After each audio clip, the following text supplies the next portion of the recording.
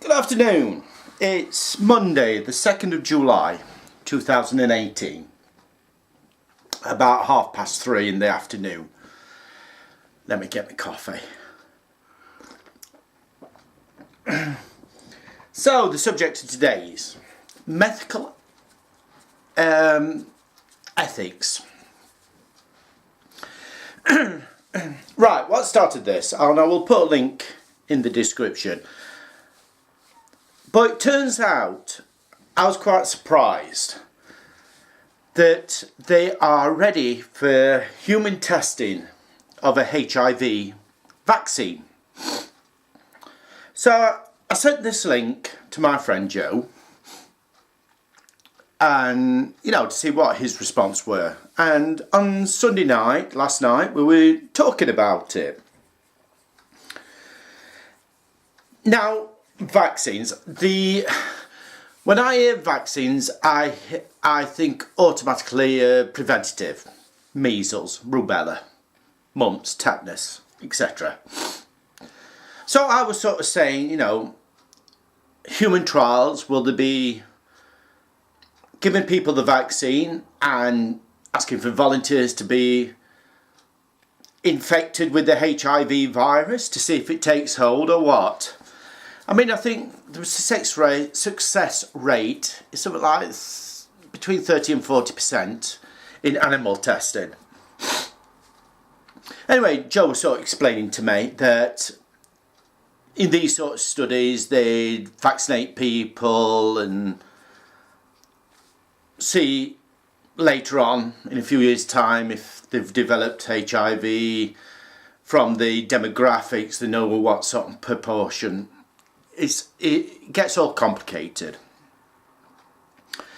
He also explained to me some vaccines are sort of after the effect, such as the rabies vaccine. You're bitten by an animal, you don't know if it's got rabies, they give you the vaccine to make sure you don't develop rabies. So I jokingly suggested that probably they ought to give clemency to the people on death row in America if they agree to go through the trials, in which case they'd be given the vaccine and a few weeks later given a live culture of the HIV virus and see if it takes. But then we got talking about the ethics, and what brought it up was Joe was talking about the tests done for hypothermia, how long you could survive in cold water and stuff like that, and how some scientists don't want to use the most recognised cases and tests and etc. that was done on it because it was actually done by the Nazi Party. Joe says prisoners of war, but I'm sure I read somewhere the Jewish concentration camp. Don't know which one of us are correct, but it was done.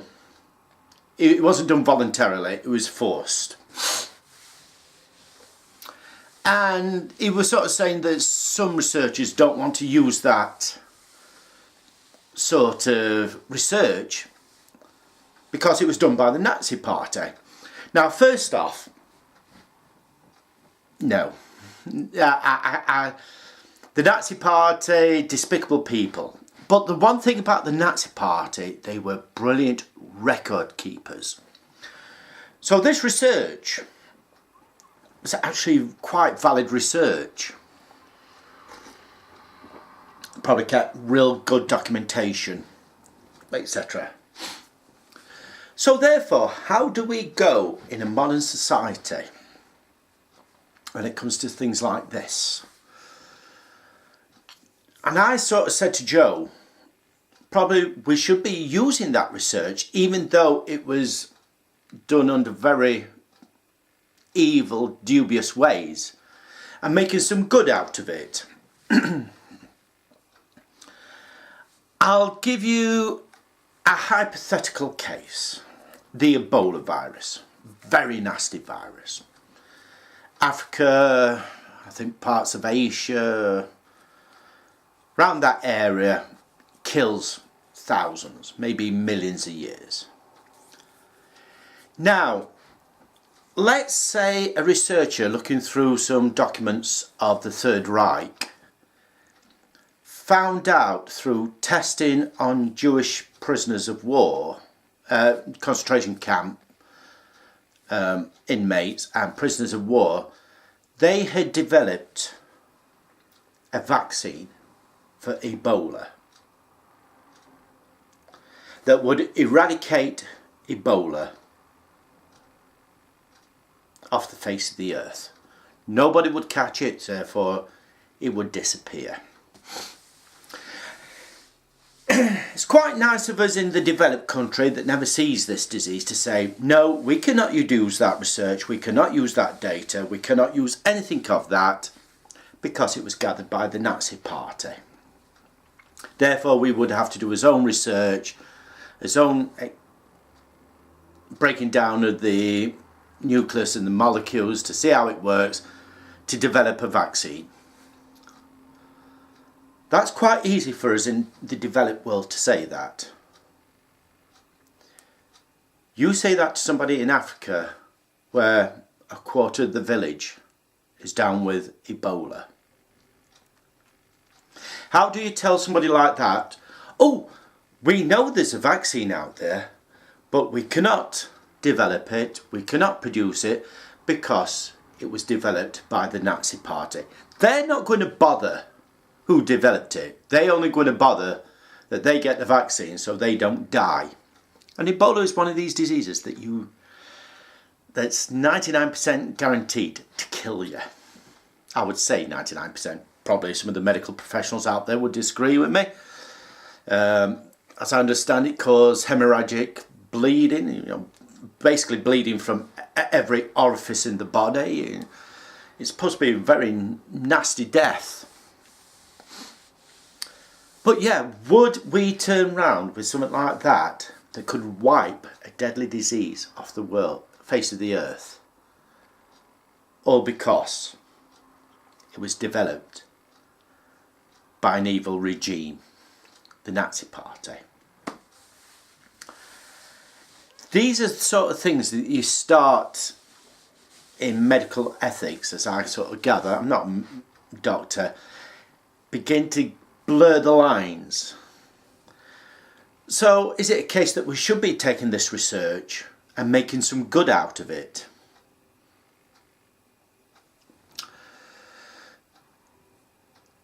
I forget what it was it chickenpox or something like that? It was first one of the diseases cured. When it was first cured, they found out that people that had been infected with cowpox didn't develop it. So the intention of the doctors at that time was basically to infect people with cowpox so they didn't develop chickenpox. That's human experimentation. How many of us were kids? I knew it was the measles or the chickenpox parties. Somebody got chickenpox, so they sent all the other kids there to play with them, so they got chickenpox, so they developed a natural immunity. Today, people would have nightmares over that, but when I was younger,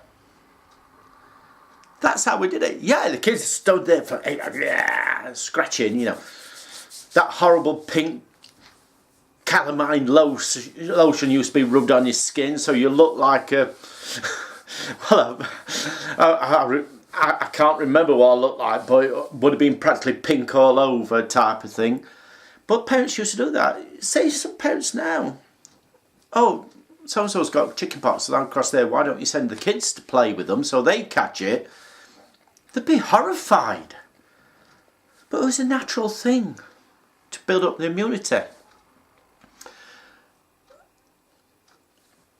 Ethics, when I was growing up, we played a lot outside in mud. We go down to fields and swim in ponds and stuff like that. Kids today don't do that. And some doctors actually say this is why there's a rise in things like asthma and stuff like that, because they're not building up the natural immunity.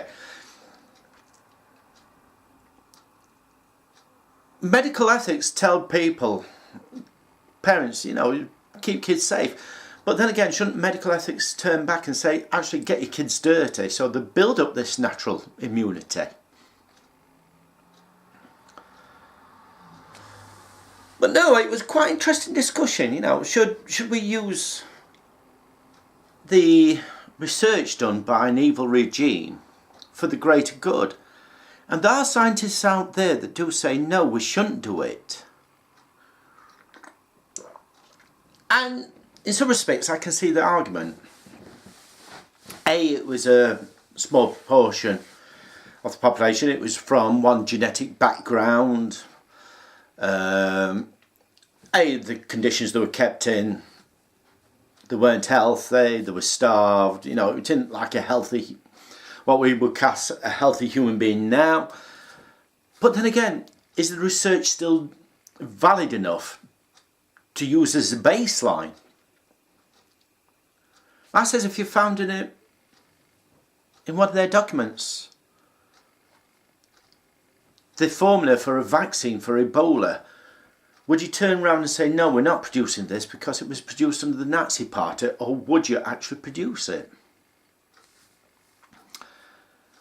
It's this fine line that the medical professions, doctors, scientists have to tread. It's also this line that they have to tread, that they say that they are not blurring what's ethical. In the end, what's ethical? Something that you save millions of people's lives, or something that you do properly, type of thing. But it'd be interesting to see how the HIV vaccine goes. Is it going to be a case that in a few years we'll see like teenagers being inoculated at the age of 13? Go in for the polio, tetanus, we'll give you the HIV as well. Or would it be a case that if somebody identifies themselves as gay, they can request it? But that would be sort of at least 10-15 years hence. I'll be an old man. But yeah, I just thought it was such an interesting article that I didn't realise we were that far down the line that we could start human testing. And through this, it started this conversation off about ethics. So what do you think? Let me know.